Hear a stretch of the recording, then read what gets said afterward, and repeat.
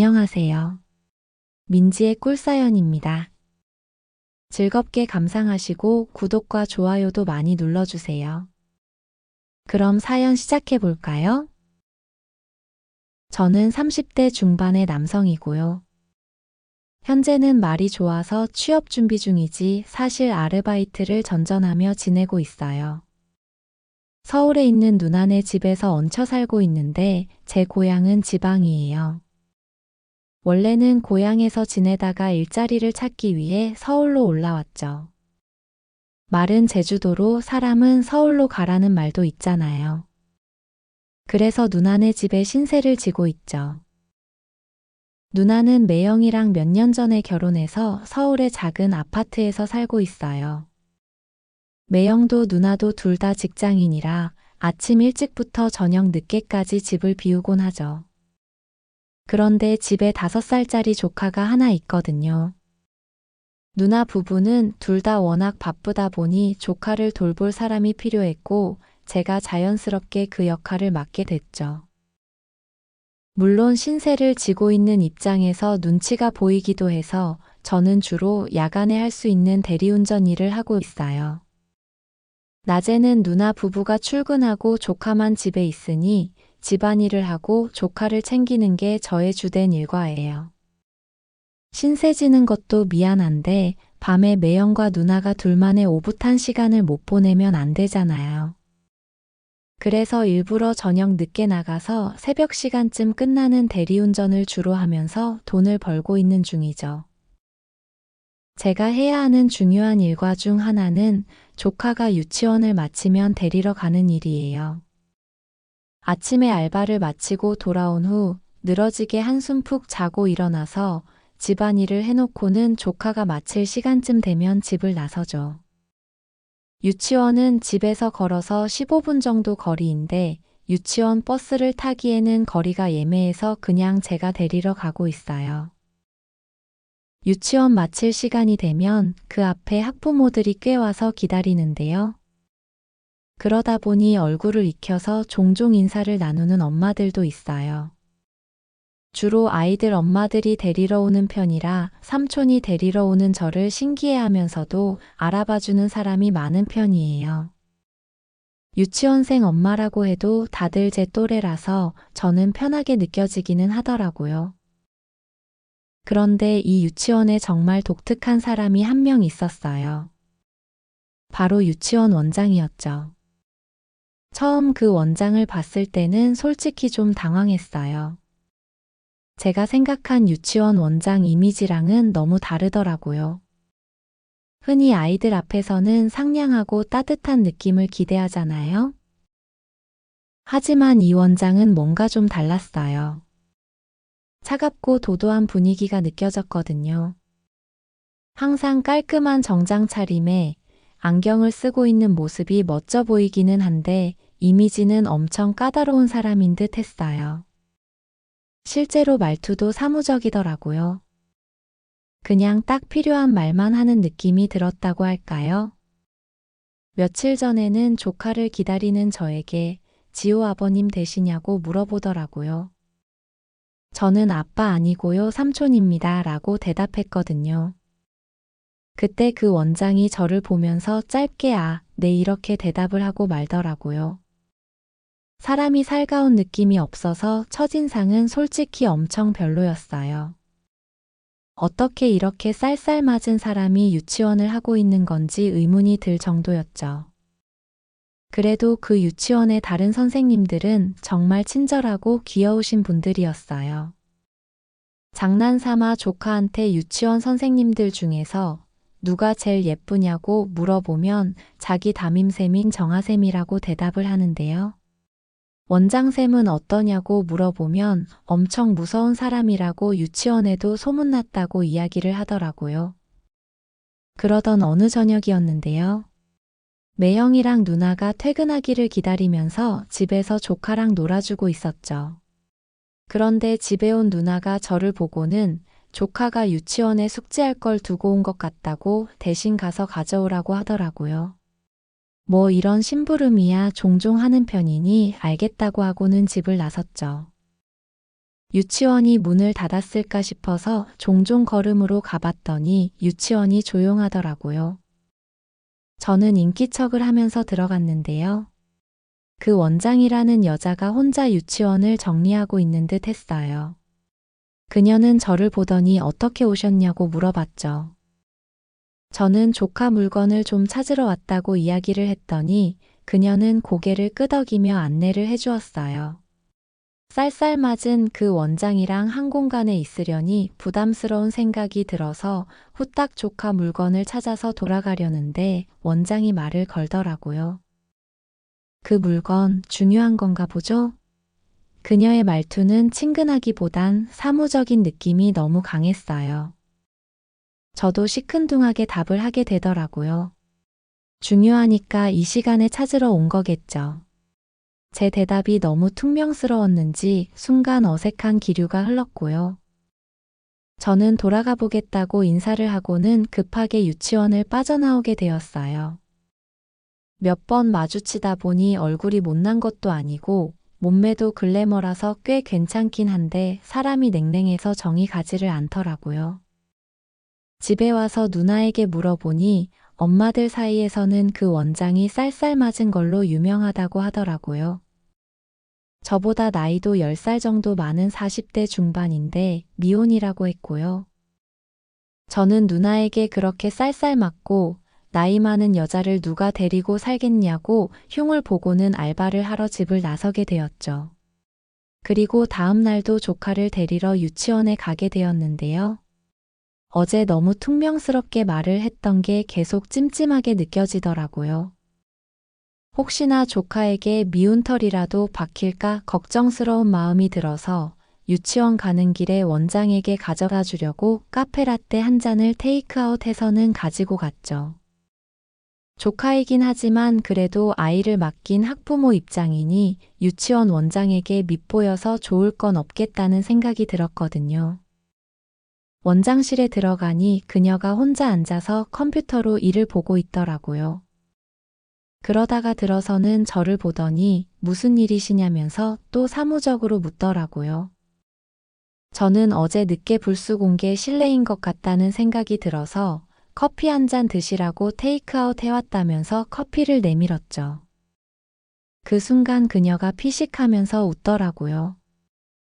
속으로 이 여자 웃을 줄도 아는 건가 생각이 들었죠. 그러더니 자기는 아메리카노밖에 안 마신다면서 이거 아까워서 어쩌죠라고 이야기를 하더라고요. 그 말에 이 여자 정말 깬다는 생각이 들었어요.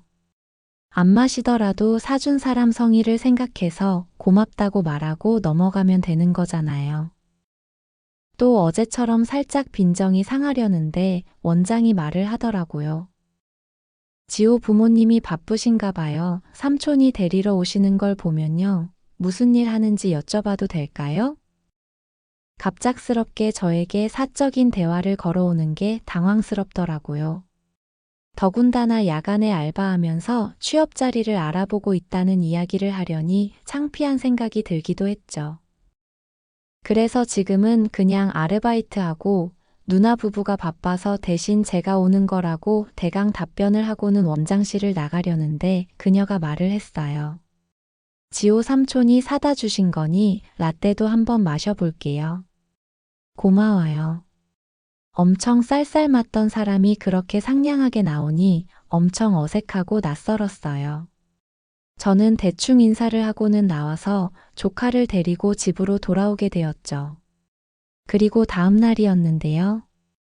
그날도 조카를 데려가려고 유치원 앞에서 기다리는 중이었는데요. 그 원장이 저에게 다가와서 얼마 후에 유치원에 아빠 참여 수업이 있다면서 저에게 오라고 이야기를 해주더라고요. 삼촌도 아빠 자격으로 참석할 수 있다면서요. 그리고는 어제 라떼 잘 마셨다면서 살짝 웃어주고는 유치원으로 들어가 버렸죠. 원장이 저에게 웃으면서 말을 거는 걸 본 다른 엄마들이 막 수군거리고 난리도 아니었어요. 저에게 와서 둘이 무슨 사이길래 저 쌀쌀맞은 원장이 웃으면서 말을 거는 거냐고 묻기도 했고요. 저는 아무 사이도 아니라고 해명하느라 진땀을 뺐죠. 그렇게 얼마 후에 아빠 참여 수업에도 가게 되었어요. 유치원에서 하는 나름 큰 행사인지 준비를 많이도 해놨더라고요. 거기서 조카랑 그림도 그리고 게임도 하고 즐겁게 놀아주게 되었죠. 그렇게 즐거운 시간을 보내는데 그 모습을 지켜보고 있는 원장이 자꾸 신경이 쓰이는 느낌이었어요. 그녀의 시선이 저에게 머무는 시간이 길어지고 있는 듯 했고요. 저에게 관심이 있어 보인다는 생각이 들었죠. 그리고 제 마음에도 뭔가 미묘한 느낌이 오더라고요. 제가 지금 이 여자랑 썸 비슷한 걸 하고 있는 건가 하는 생각이요.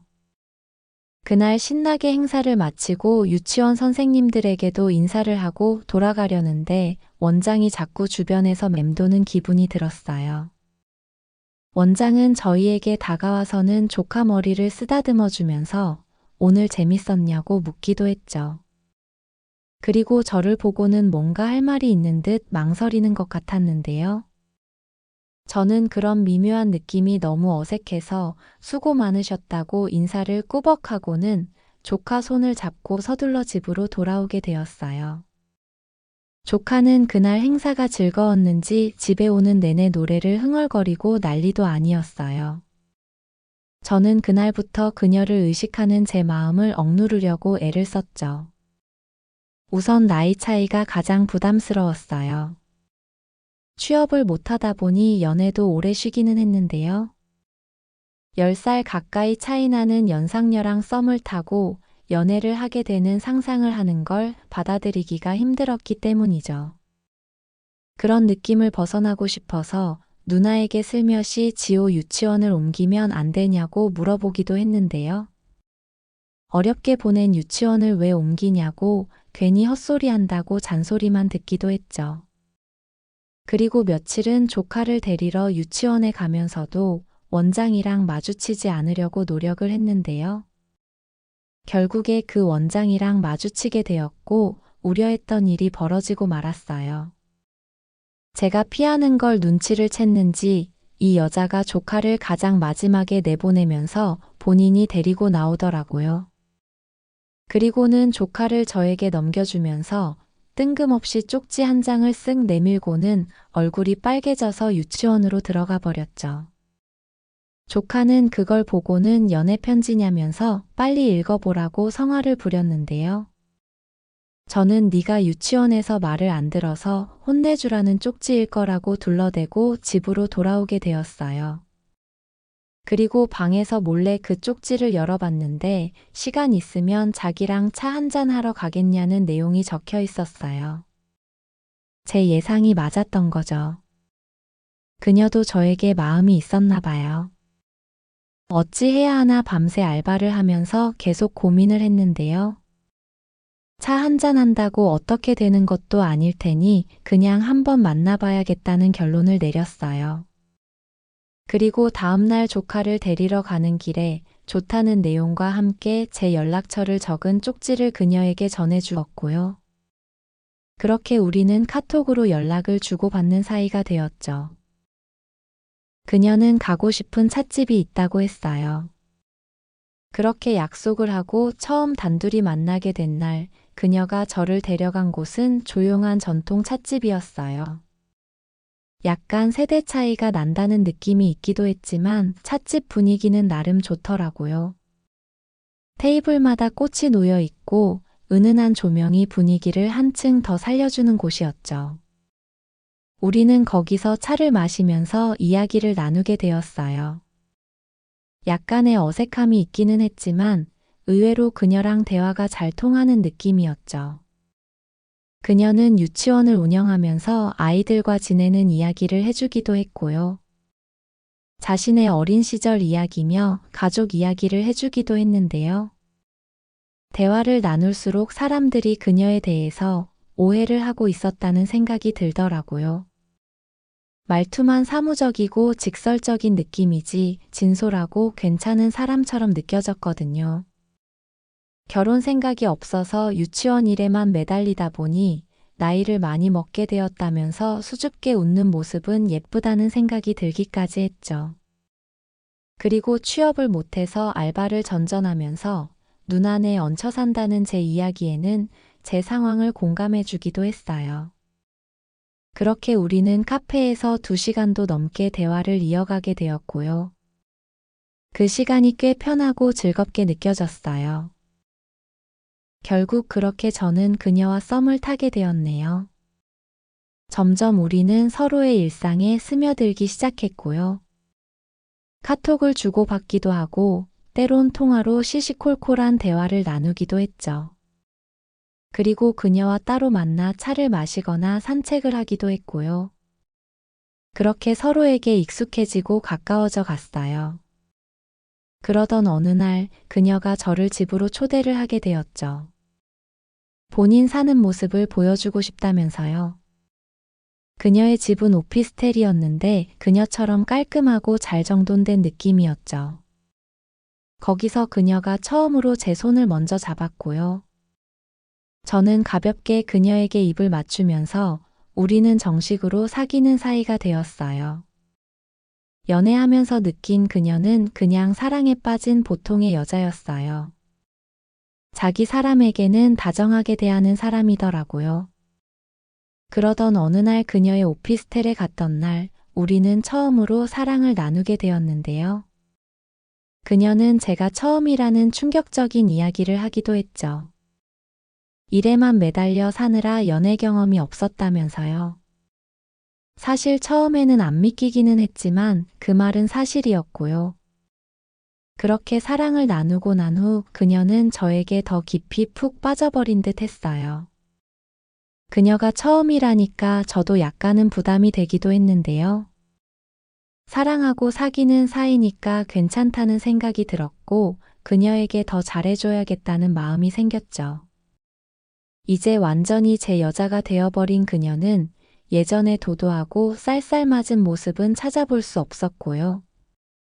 애교도 많고 때론 토라지기도 하는 평범한 여자가 되어 있었어요. 밤에 시간을 같이 보내면서도 제가 알려주는 대로 잘 따라와주는 너무 사랑스러운 사람이었죠. 늦게 배운 도둑질의 날새는 줄 모른다고 그녀는 어느 날은 밤새 저를 안 재우고는 자기를 사랑해달라고 보채우기도 했어요. 집에다는 알바를 다녀온다고 말하고 그녀의 오피스텔에서 밤새 사랑을 나눈 날들도 많았죠. 저와 사랑을 나눌 때면 이렇게 좋은 걸 자기는 평생 모르고 살았다면서 저에게 애교를 잔뜩 부리기도 했어요. 그렇게 우리는 행복한 시간을 얼마간 이어가게 되었는데요. 아직 주변에 우리의 사이를 공개는 하지 못한 상태였어요. 문제는 우리의 나이 차이였죠. 저는 30대 중반의 백수이고 그녀는 40대 중반의 유치원 원장이니 주변의 시선이 두려웠던 게 사실이었어요. 그건 그녀도 저와 비슷한 생각이었고요. 누나에게 그리고 고향에 계신 부모님께 알리는 건 사실 조금 걱정이 되었어요. 한동안 망설이다가 저는 누나와 매형에게 먼저 그녀와의 연애 사실을 털어놓았는데요. 누나는 제 등짝을 마구 때리면서 10살도 넘게 차이 나는 원장이랑 연애를 하는 걸 처음에는 받아들이지 못하는 모습을 보였죠. 백수라서 돈 많은 원장에게 넘어간 거냐고 정신 차리라고 난리를 치기도 했어요. 누나가 우리 사이를 쉽사리 인정하지 못한다는 이야기를 그녀에게 했는데요. 다 자기가 나이가 많아서 그런 거라면서 처음으로 그녀는 제 앞에서 눈물을 보이기도 했죠. 그래도 저랑 헤어지기 싫다면서 저에게 안겨오는 그녀를 포기할 수는 없었어요. 저도 그녀를 너무 사랑하게 되었고 평생을 함께하고 싶었거든요. 결국 저는 정면 돌파를 하기로 마음을 먹었고요. 어느 날 저녁 누나 부부가 퇴근해서 집에 있던 날 그녀를 집에 데려오게 되었어요. 그녀의 손을 잡고는 말이죠. 조카는 무서운 원장쌤이 왔다면서 누나 뒤로 쏙 숨어버렸고요. 누나 부부는 두 손을 꼭 잡은 저희의 모습을 보고 처음에는 쉽사리 입을 열지 못했어요. 누나는 본인보다도 나이가 많은 그녀를 부담스러워했는데요. 매형이 조카를 봐주는 동안 누나는 그녀와 한참 이야기를 나누게 되었어요.